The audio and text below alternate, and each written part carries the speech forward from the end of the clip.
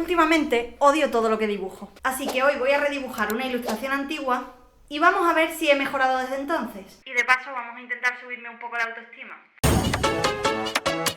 Hola gente, os cuento. Cuando cumplí 18 me regalaron un iPad. Y este fue un punto de inflexión en mi carrera porque yo odiaba dibujar en digital. No tenía la coordinación para dibujar en un lado y mirar a otro. Y de repente con esto de aquí... Bueno, no este, el anterior se me rompió, pero entendéis el concepto. De repente sabía dibujar en digital y con él empecé a hacer mi primer portfolio, que empezó con esta ilustración de aquí. En su momento este dibujo me parecía la super mega hostia, me encantaba. Pero hoy lo haría muy diferente. Así que acompañadme a rehacer este dibujo mío 7 años después. Vamos a ello. Draw this again challenge.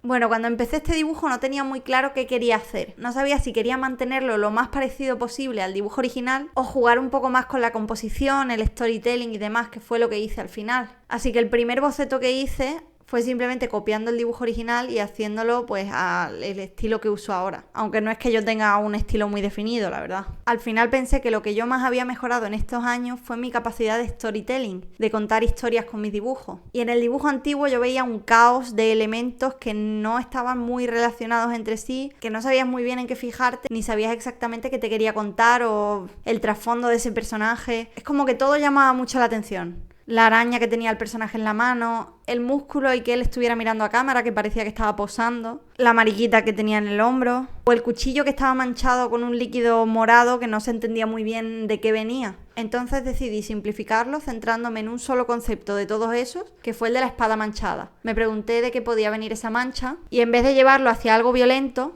decidí que vinieran de un alimento como una fruta o un huevo. Así que hice un thumbnail con ese concepto como protagonista y digamos que agrandé la roca en la que tenía el pie el personaje para que se pudiera sentar y decidí que se iba a estar comiendo ese huevo, ese fruto, lo que sea, y la espada iba a estar en el suelo manchada de ese líquido. Ahora sí, dándote a entender pues que se busca la vida en el bosque con lo que encuentra, que encontró el huevo, lo abrió con la espada y está ahí sentadito comiendo tranquilito. Como el thumbnail me convenció bastante, me pareció súper cookie, pues empecé a bocetar encima definiendo ya cómo iba a ser el personaje. Algo que siento que le fallaba a mi personaje anterior es que todos los elementos dentro de la cara ocupaban más o menos el mismo espacio. Tenía unos ojos grandes, una nariz grande, una boca grande. No había variedad de formas. Entonces le faltaba dinamismo al diseño de ese personaje. Hay una norma para dibujar personajes que consiste en que tienes que tener 3 grandes grupos de formas según su tamaño dentro del diseño de ese personaje, porque visualmente lo hace mucho más dinámico. Así que como mi personaje iba a dedicarse en esta escena a comer, me pareció que lo más adecuado es que el elemento más grande y que más llamara la atención fuera la boca, que era la que estaba implicada en esa acción. Así que le puse una boca muy grande y para compensar unos ojos muy pequeñitos y una nariz mediana que a diferencia del dibujo original me parecía mucho más chulo como quedaba puntiaguda,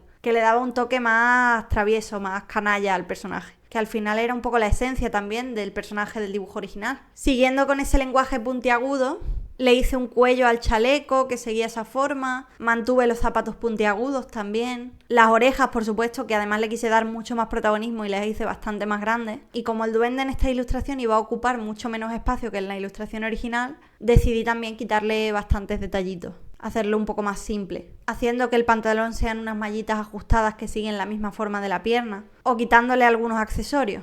El fondo lo hice también sencillito, simplemente le puse unos árboles, unas rocas y veréis que al final le añado un pequeño lago detrás. Y mi idea era que la dirección de los árboles y la de la roca en primer plano enmarcaran al personaje lo máximo posible. Abajo veréis el detalle de la otra mitad de huevo y la espada tirada, que sigue un poco el diseño de la espada original. Y bueno, con este bocetito simple pero efectivo, empecé con el renderizado. Decidí hacer la ilustración sin línea, igual que la original, para hacer una comparación más directa.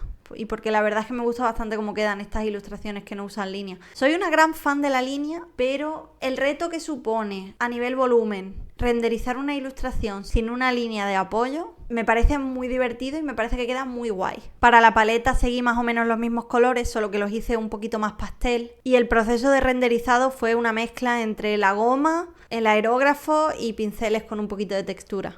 Una cosa que hago mucho con mis personajes es pintarlos con rojeces en las orejas, en los codos, los dedos y las mejillas. Y en este caso hice lo mismo, pero con un color verde más oscurito.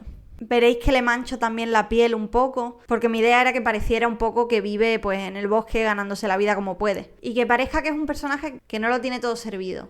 Y a ver, lo ideal es pintar toda la ilustración en colores planos para en base a eso decidir los colores e ir añadiendo detalle pues a todo a la vez. Pero es que yo en el proceso, si lo hago todo en ese orden, me aburro. Entonces voy fluyendo un poco. Seleccionar los flats es una cosa que me parece súper aburrida. Entonces obligarme a hacerlo en toda la ilustración me hace perder las ganas de dibujar. Y como esto lo hago por placer, fluyo un poco. Hago el personaje, le voy metiendo detalle, no lo termino y luego sigo con el fondo y luego vuelvo al personaje. Así que en ese sentido no me hagáis caso. Definí los planos de la roca para que se viera más volumétrica y le puse la sombra proyectada del personaje. En este caso la luz en esta ilustración vendría de arriba a la izquierda del sol, es luz natural. Pero es una luz bastante difusa, no quise poner sombras muy duras. Y para el fondo mantuve la misma paleta que para el personaje. El azul verdoso, ese verde agua, algunos toques en marrón y el amarillo de la espada para llamar la atención.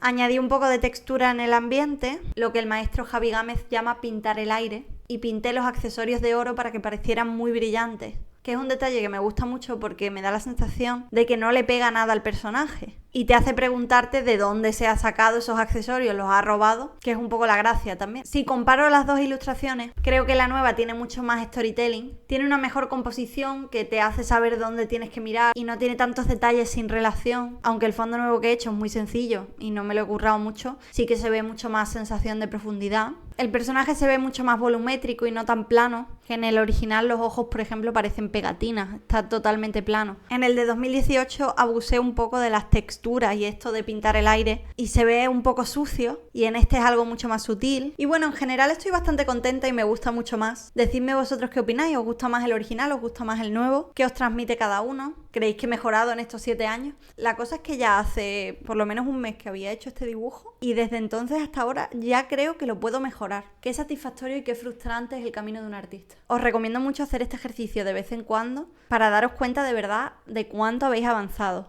Dadle like a este vídeo, comentad y suscribíos si queréis que haga más vídeos como este y nos vemos en el próximo.